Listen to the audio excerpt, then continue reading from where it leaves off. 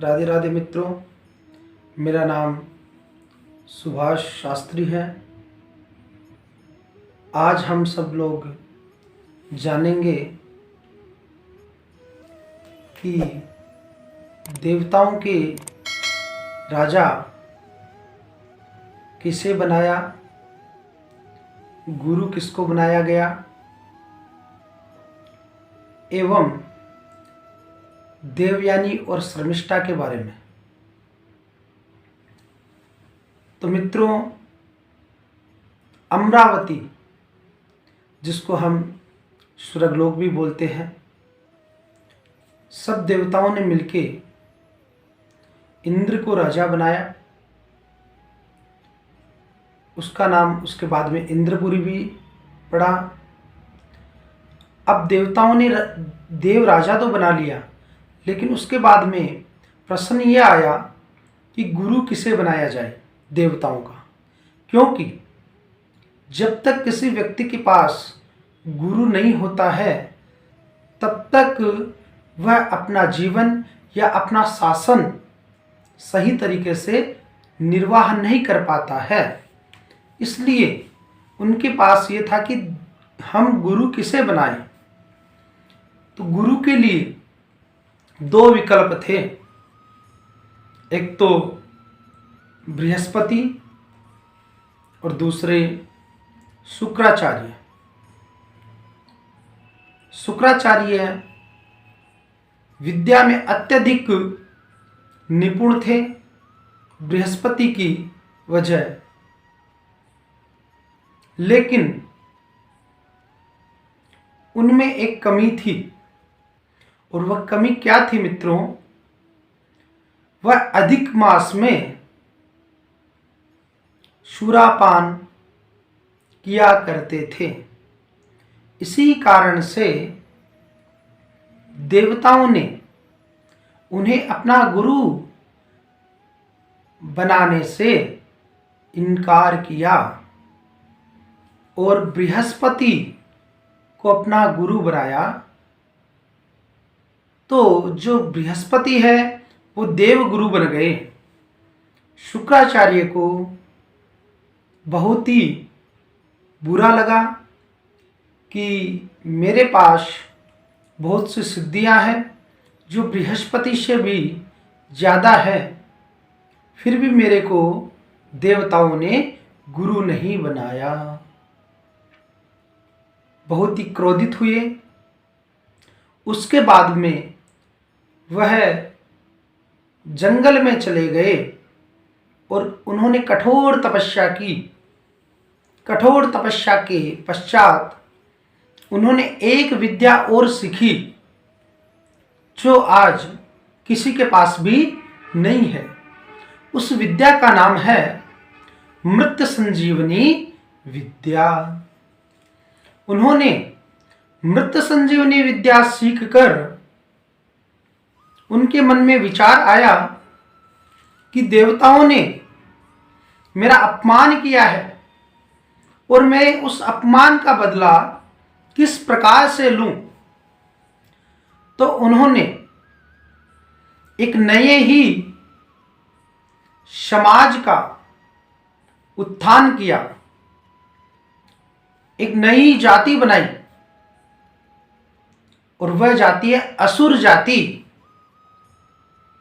और उस असुर जाति में जो सर्वप्रथम राजा हुए, उन राजा का नाम वृषप्रवा है। अब हुआ क्या कि शुक्राचार्य के पास मृत संजीवनी विद्या थी, तो देवता लोग उन असुरों को मार नहीं सकते थे, क्योंकि जितनी बार युद्ध होता और वो मारे जाते तो शुक्राचार्य जी पुनः उन्हें उस मृत संजीवनी विद्या से जीवित कर लेते। तो उनके समझ में नहीं आया देवताओं के कि अब क्या किया जाए। उनके पास कुछ विकल्प नहीं था। अमरावती में देवराज इंद्र ने एक सभा बुलाई। उस सभा में सभी देवता विराजमान थे और देवगुरु बृहस्पति भी उस सभा में आए, अपने आसन पे विराजमान हुए।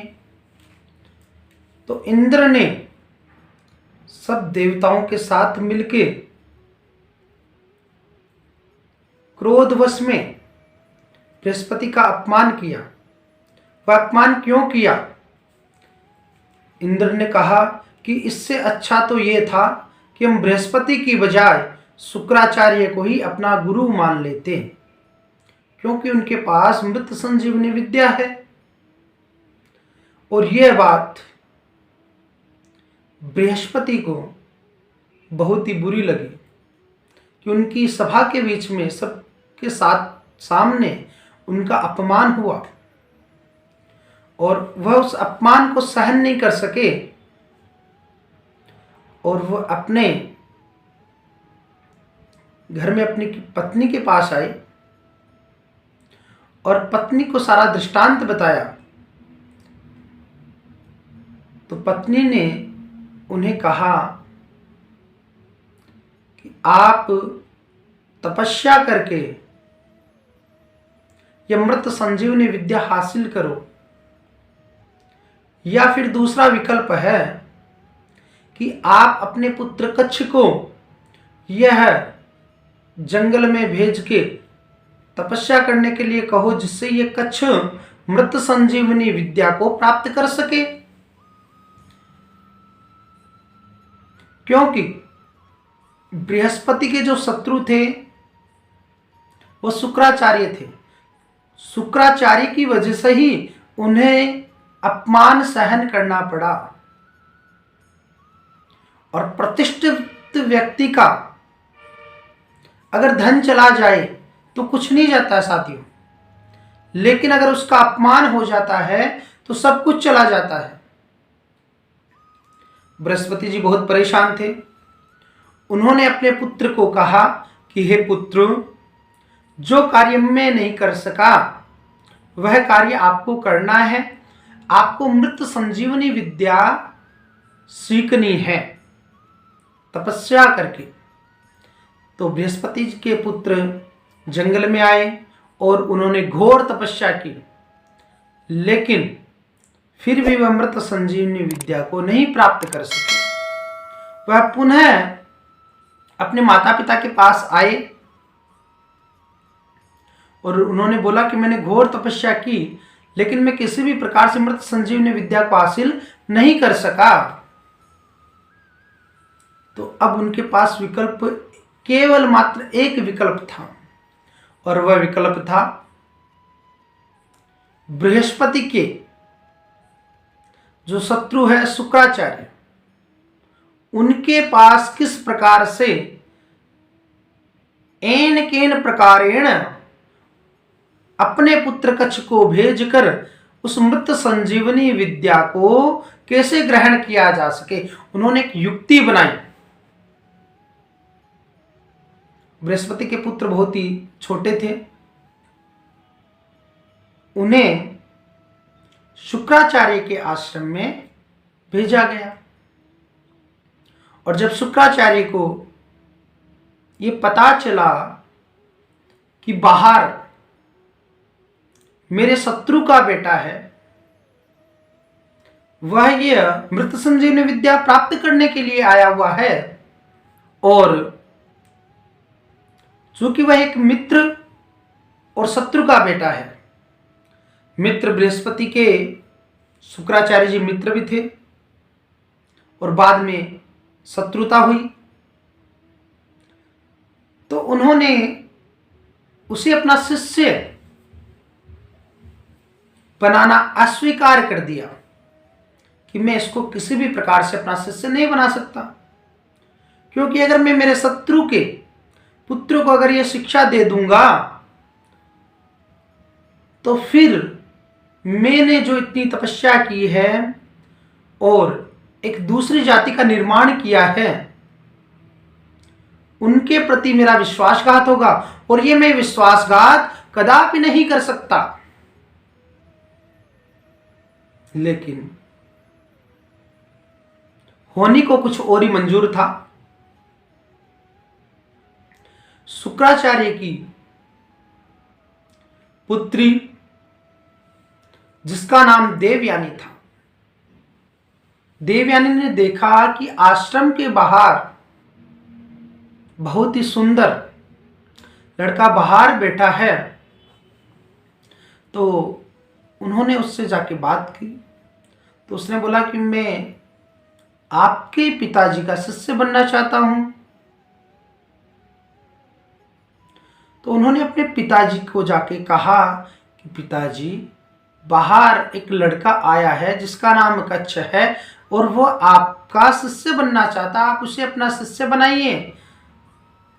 तो शुक्राचार्य ने देवयानी को बहुत समझाया कि नहीं, मैं उसको अपना शिष्य नहीं बना सकता।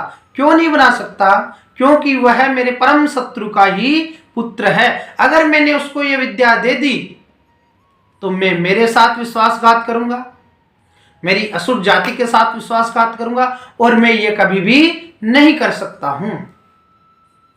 लेकिन जो देवयानी है उसने बाल हट कर लिया, और देवयानी की माता है वह बचपन में ही भगवान को प्राप्त हो गई थी। तो वह शुक्राचार्य के लाड प्यार में पली थी, और शुक्राचार्य जी से जिद की तो शुक्राचार्य जी ने अपनी पुत्री की जिद के आगे झुक गए और उसे अपना शिष्य स्वीकार कर लिया, और वह आश्रम में रहने लगा। आश्रम में रहते रहते काफी टाइम हो गया,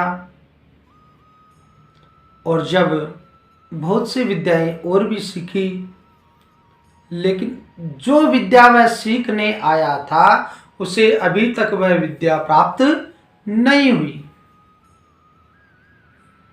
और एक बार क्या हुआ कि असुरों के जो अन्य बालक थे जो शुक्राचार्य के शिष्य थे, उन्हें पता चला कि यह बृहस्पति का पुत्र है और मृत संजीवनी विद्या सीखने के लिए आया है। तो उन्होंने उसे जंगल में एक कुएं में डाल दिया और वह मर गया। अब काफी रात हो गई, वह आश्रम में नहीं आया। तो देवयानी है वह बहुत ही दुखी हुई और अपने पिताजी के पास गई और पिताजी से बोली कि पिताजी, आपका जो शिष्य है कच्छ, वह अभी तक नहीं आया, पता लगाओ वो कहाँ है। तो उन्होंने समाधि से पता लगाया कि वह एक कुएं में मृत पड़ा है।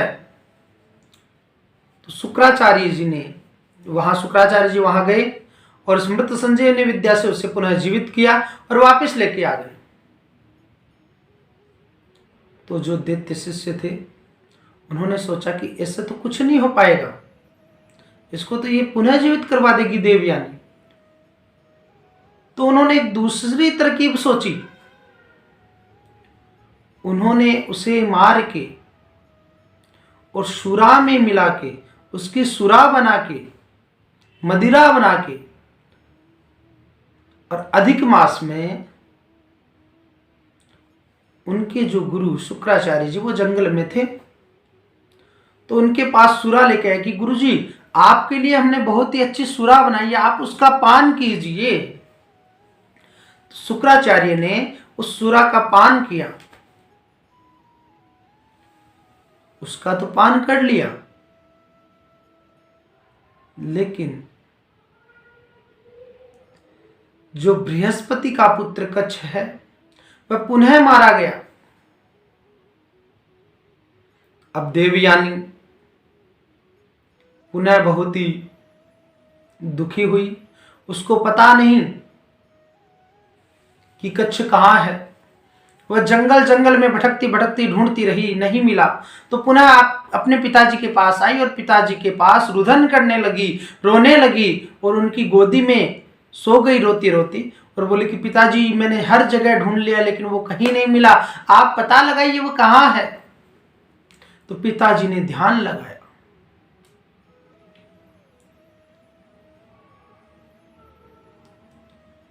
अब देखो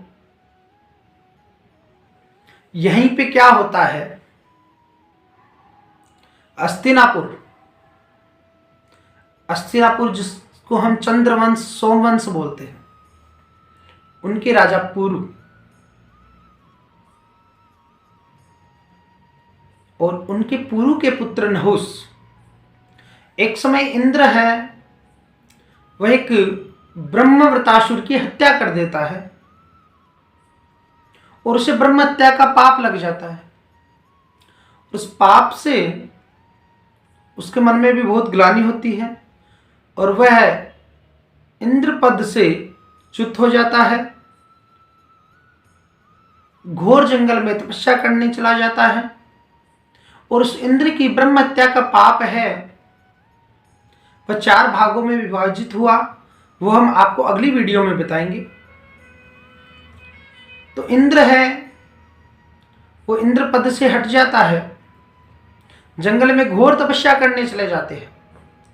अब देवताओं के पास राजा नहीं है, तो उन्होंने विचार किया हमें किसे राजा बनाना चाहिए। तो वह अस्तिनापुर आए, नहुस के राजपाट को देखा। नहुस बहुत ही अच्छा शासक था, तो उन्होंने देवताओं ने कहा कि आप अमरावती का जो राज्य है उसको भी संभाले, उसकी भी देखभाल करें। नहुस ने मना कर दिया कि नहीं, मैं अस्तिनापुर का राज्य संभाल रहा हूं, मुझे और किसी राज की आवश्यकता नहीं है, क्योंकि वो एक संतोषी राजा थे। कहते हैं गोधन गजधन बाजीधन और रतन धन खान, जब आवे संतोष धन तो सब धर धूरी समान, कि सब धन धूरी समान है, संतोष धन होना चाहिए सबसे बड़ा।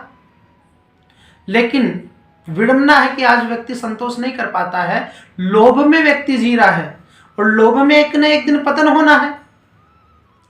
लेकिन पुनः देवताओं ने प्रार्थना की कि नहीं, आप अस्तिनापुर का राज्य संभाल रहे हैं, लेकिन हमारे जो राजा इंद्र है वो हमें मिल नहीं रहे हैं, उतने दिन तक आप राजपाट संभाले। तो नहुस उनकी बात मान के इंद्रपुरी के राजा बन गए और उन्होंने बहुत ही अच्छा राजपाट संभाला, काफी टाइम तक राजपाट किया।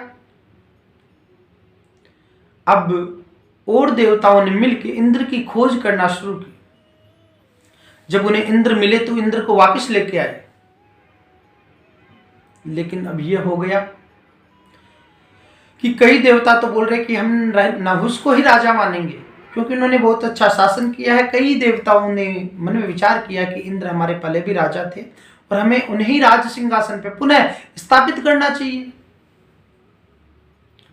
तो इंद्र ने एक लांछन लगा दिया, और वह लांछन क्या था? इंद्र की पत्नी का नाम सची है। तो इंद्र ने कहा कि यह नहुस है, इसने मेरी पत्नी सची के साथ गलत संबंध बनाए हैं, इसलिए मैं इसे श्राप देता हूं, तत्क्षण यह सर्प योनि में आ जाए और भूलोक में विचरण करेगा। जब ये श्राप लगा तो नहुस सर्प योनि में चला गया, इंद्र पुनः राजा बन गया। नहुस के 6 पुत्र थे, उनमें से 2 पुत्र बहुत ही कौशल थे, यति और ययाति। यति को जब ये पता चला कि मेरे पिताश्री उन्होंने बहुत ही गलत कार्य किया है, उनके मन में घृणा हुई और उस घृणा के कारण यति है वो जंगल में चले गए पश्चाताप करने के लिए कठोर तपस्या करने चले गए और ययाति को राजा बनाया गया। ययाति ने जिस प्रकार से नहुष ने राज्य किया उससे भी अच्छा शासन किया, अच्छा शासन चलाया। और यति है वह जंगल में तपस्या करने के लिए चला जाता है। देवयानी अपने पिताश्री को रुदन करते हुए बोलती है कि हे पिताश्री आप पता लगाइए। तो पिताश्री जी ध्यान लगाते हैं, तो ध्यान में वह आता है तो उसको आवाज देते हैं कि हे मेरे शिष्य कच्छ, आप कहाँ हो। अब देखिए कच्छ इतना निपुण हो गया था विद्या में, तो कहा जाता है कि जो शिष्य गुरु के बराबर विद्या प्राप्त कर लेता है वह गुरु का ही सम्मान प्राप्त कर लेता है। शुक्राचार्य का भी प्रेम है वो कच्छ पे था, क्योंकि उसने इतनी विद्याएं प्राप्त कर ली थी। और देवयानी के कहने पर ध्यान लगाया तो कच्छ को आवाज दी कि कच्छ कहाँ हो। तो कच्छ ने पुनः एक आवाज लगाई कि गुरुजी, मैं एक ऐसी जगह हूं जहां एकदम गहरा अंधकार है, मुझे कुछ भी दिखाई नहीं दे रहा और कुछ चिपचिपा सा पदार्थ मेरे को लग रहा है। शुक्राचार्य जी ने पुनः ध्यान लगा के देखा और उनके ध्यान में आया कि दैत्यों के लड़कों ने शुरा में कच्छ को मिला के मुझे ही पान करवा दिया। अब उसको कैसे जीवित करे, क्योंकि वह शिष्य तो है लेकिन साथ में शत्रु का पुत्र भी है और वो उसे मृत संजीवनी विद्या नहीं देना चाहते थे। तो अपनी पुत्री के कहने पे उन्होंने मृत संजीवनी विद्या देने का विचार कर लिया और कच्छ को कहा कि ठीक है, मैं आपको मृत संजीवनी विद्या सिखाता हूं। उस मृत संजीवनी विद्या को सीख कर आप बाहर आ जाना, मेरा पेट चीर के बाहर आना और मुझे पुनः जीवित कर देना। तो उन्होंने गर्भ में पेट में ही उसको मृत संजीवनी विद्या का अध्ययन करवाया। वह कच्छ पेट चीर के बाहर आया। पेट चीर के बाहर आने के बाद में उन्होंने शुक्राचार्य जी को पुनः जीवित कर दिया। अब देवयानी है, उसकी सखी जो वृकप्रभा की पुत्री शर्मिष्ठा है, प्रिय सखी थी, दोनों साथ में रहती थी। लेकिन स्वभाव विपरीत था। देवयानी को थोड़ा अपने ऊपर घमंड था, अपने ऊपर नहीं, अपने पिताजी की विद्याओं के ऊपर घमंड था कि मेरे पिताजी के पास ऐसी ऐसी विद्या है। उसका जो व्यवहार था वो क्षत्रिय की तरह व्यवहार था और शर्मिष्ठा का था वो एक ब्राह्मण की कन्या का जिस प्रकार से व्यवहार होना चाहिए था वह व्यवहार था। वह शर्मिष्ठा को बोलती है देवयानी कि मैं कच्छ से अत्यधिक प्रेम करने लग गई। और वो कच्छ के पास जाती है, बोलती है मैं आपसे अत्यधिक प्रेम करती हूं और आप मुझसे विवाह करें, शादी का प्रस्ताव रख दिया। तो कच्छ उसको समझाता है कि नहीं, आप मेरे गुरु की पुत्री हो तो आप मेरे बहन के समान हो, मैं आपसे विवाह नहीं कर सकता। अब देखो मुझे एक यहाँ पे कबीरदास जी की दृष्टांत याद आता है। कबीरदास जी के पुत्र था कमाल। तो उन्होंने जैसे जैसे कमाल बड़ा हुआ तो कमाल को बोला कि आप भिक्षा लेने के लिए जाया करो और जो बड़ी है वह माँ है, बराबर की है, वह बहन है और छोटी है, वह बेटी के समान है। वह भिक्षा लेने के लिए चला गया। अब जब कमाल के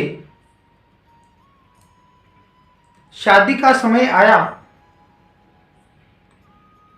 तो कबीरदास जी के पास शादी का प्रस्ताव आया, तो कबीरदास जी ने तो हाँ भर दी थी, लेकिन कमाल ने मना कर दिया। क्यों मना किया? कि पिताजी, आपने ही तो कहा था कि जो बड़ी है वो मां के समान होती है और बराबर की है वो बहन, छोटी है वो बेटी, तो मेरी पत्नी कौन है, मैं किससे विवाह करूंगा? तो कबीरदास जी ने उस समय एक दोहा बोला कि बढ़िया वंश कबीर का तो जाया पूत कमाल, आधा संत रह गया कबीर तो पूरा भया कमाल। तो इस तरीके से कच्छ ने भी यही कहा कि आप शुक्राचार्य की पुत्री हो, जो मेरे गुरु है, तो मैं आपका वर्ण नहीं कर सकता, और दूसरा मैं तो उन्हीं के गर्भ से वापस आया हूं, तो मैं तो आपका भाई हो गया। तो देवयानी बहुत ही दुखी हुई, रुदन करने लग गई और वापस आ गई। बहुत दुखी है देवयानी। और एक दिन की बात, कच्छ अपनी कुटिया में सो रहा था, तो देवयानी उधर से गुजर रही थी, रात का समय था, तो एक बड़बड़ाने की आवाज आने लग गई। कच्छ की तबीयत खराब थी, तो वो अंदर जाती है और उसका हाथ पकड़ती है। हाथ पकड़ते ही कच्छ तुरंत खड़ा होता है और देखता है कि देवयानी ने मेरा हाथ पकड़ा है। तो वह खड़ा होकर बोलता है, उसके मन में होता है कि अगर कोई देख लिया तो कितना बुरा मेरे ऊपर लांछन लगेगा। तो वह कच्छ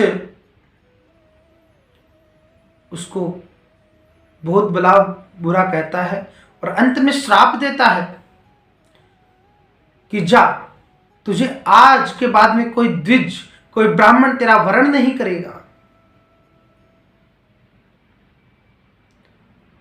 तो देवयानी है, उसको भी गुस्सा आ जाता है और उस गुस्से में तुरंत कच्छ को कहती है कि ठीक है, अगर मेरा कोई द्विज वरण नहीं करेगा तो मैं भी तुझे श्राप देती हूं। और वह श्राप क्या था मित्रों? वह श्राप ये था, देवयानी ने कहा कि जो तूने मृत संजीवनी विद्या सीखी है, वह मृत संजीवनी विद्या जिस समय आप काम लेना चाहोगे वह विद्या काम नहीं आएगी, आप उसको भूल जाओगे। यह श्राप दे दिया। कच्छ बहुत दुखी हुआ और वो देवलोक में वापस नहीं गया, अपने माता पिता के पास वापस नहीं गया, क्योंकि उसको मृत संजीवनी विद्या लेने ही तो आया था वो, और वही उसको मिली नहीं। तो वह जंगल में चला गया और कठोर तपस्या करने लग गया। और देवयानी ने एक दिन वृकप्रवा, उनकी पत्नी की वार्तालाप सुनी थी कि जो नहुष का पुत्र याति है उसके साथ शर्मिष्ठा का विवाह कर देंगे। एक दिन शर्मिष्ठा और देवयानी जंगल में खेलने चली जाती है और वह देवयानी शर्मिष्ठा को कभी किस बात के लिए प्रताड़ित करती, कभी किस बात के लिए, क्योंकि उसका स्वभाव ऐसा था। तो देवयानी है वह प्रताड़ित कर रही थी कि शर्मिष्ठा को गुस्सा आया थोड़ा सा, और उसने हल्का सा धक्का लगाया और वो कुएं में जाके गिर गई। और उधर से याति है वो रास्ता भटकते हुए आ गया, उसके मुकुट वगैरह थे वो सारे गिर गए थे। याति ने जब आवाज सुनी, शर्मिष्ठा तो अपने महल में आ गई, याति ने आवाज सुनी कि इस कुएं से कुछ कोई महिला, कोई लड़की आवाज दे रही है, तो उसने हाथ से उसको बाहर निकाला। अब जैसे बाहर निकाला, वह देवयानी थी। इधर शर्मिष्ठा अपने महल में आती है, उधर से देवयानी ययाति को बोलती है, विवाह का प्रस्ताव रख देती है। तो ययाति कहता है कि मैं आपका वर्ण नहीं कर सकता, क्योंकि आप एक ब्राह्मण की पुत्री हो और वह भी शुक्राचार्य की पुत्री हो। तो वो बोलती है कि नहीं, मैं ब्राह्मण की पुत्री तो हूँ, लेकिन मैं कच्छ के श्राप से श्रापित हूँ, मैं किसी द्विज को वर्ण नहीं कर सकती, इसलिए आप मुझे वर्ण कर सकते हैं। और दूसरा तर्क रखती है कि आपने मेरा पाणी ग्रहण संस्कार कर लिया, क्योंकि आपने मेरा हाथ है वो पकड़ लिया, दाएं हाथ से बाएं हाथ पकड़ लिया मेरा। इधर शर्मिष्ठा महल में आती है, सबको बुलाती है, सारा वृतांत बताती है। तो शुक्राचार्य जी है वह भी आते हैं। शुक्राचार्य जी बहुत अत्यधिक क्रोध में रहते हैं। वो उस स्थान पे आते हैं, कुएं के पास आते हैं। शर्मिष्ठा को पूछते हैं कि क्या तुमने देवयानी को धक्का मारा? अब देखो, दृष्टांत तो ये हुआ था कि देवयानी है वो शर्मिष्ठा के धक्का मार रही थी और शर्मिष्ठा साइड में हो जाती है, देवयानी कुएं में गिर जाती है। लेकिन शर्मिष्ठा है वो डरी डरी थी, क्योंकि देवयानी का स्वभाव ही कुछ ऐसा था। तो उसने शुक्राचार्य जी को हाथ जोड़ के बोला कि हाँ, ये मेरी वजह से ही कुएं में गिरी है। शुक्राचार्य जी बहुत क्रोधित होते हैं और उस वृक्ष प्रभा को श्राप देने लग जाते कि मैं पूरी असुर जाति का नाश ही कर दूंगा। तो देवयानी है और पिताजी को बोलती है कि पिताजी, या तो इस नगर को, इस असुर जाति को आप समाप्त कर दो, या ये वृक्ष प्रभा है और इसकी पुत्री शर्मिष्ठा है वह मेरी 3 शर्तों को माने। तो वृक्ष प्रभा है वो अपनी पुत्री को बोलते कि हे पुत्री, सारा किया कराया मेरा ही है, क्योंकि मेरी वजह से ही आज ये सब कुछ हुआ है। शुक्राचार्य को हमने गुरु माना। तो शर्मिष्ठा बोलती है नहीं पिताजी। तो देवयानी क्या मांगती है? वरदान मांगती है। अब वह वरदान शर्मिष्ठा के श्राप के रूप में काम करते हैं। पहला वचन मांगती है कि शर्मिष्ठा है मेरी दासी बन के रहेगी। दूसरा वचन मांगती है कि मैं इसी समय विवाह करूंगी। तो प्रस्ताव आता है कि विवाह किससे करेगी? तो बोलती है कि मैंने वर्ण कर लिया ययाति का, और ययाति है वह हस्तिनापुर का राजा है, उनको बताती है शुक्राचार्य को। तो शुक्राचार्य जी उसकी शादी करवाते हैं ययाति के साथ। तीसरा क्या मांगती है कि मैं इसी को दासी बनाकर लेकर जाऊंगी और ये आजीवन दासी बन के रहेगी, पुत्र उत्पन्न नहीं करेगी। साथियों, आज का दृष्टांत हम यहीं विराम देते हैं। अगली वीडियो में हम मिलेंगे कि ययाति और देवयानी की शादी हुई और किस प्रकार से शर्मिष्ठा और ययाति के एक पुत्र उत्पन्न हुआ, उसके बाद की क्या कथा है, नेक्स्ट वीडियो में हम मिलेंगे। जब तक राधे राधे मित्रों।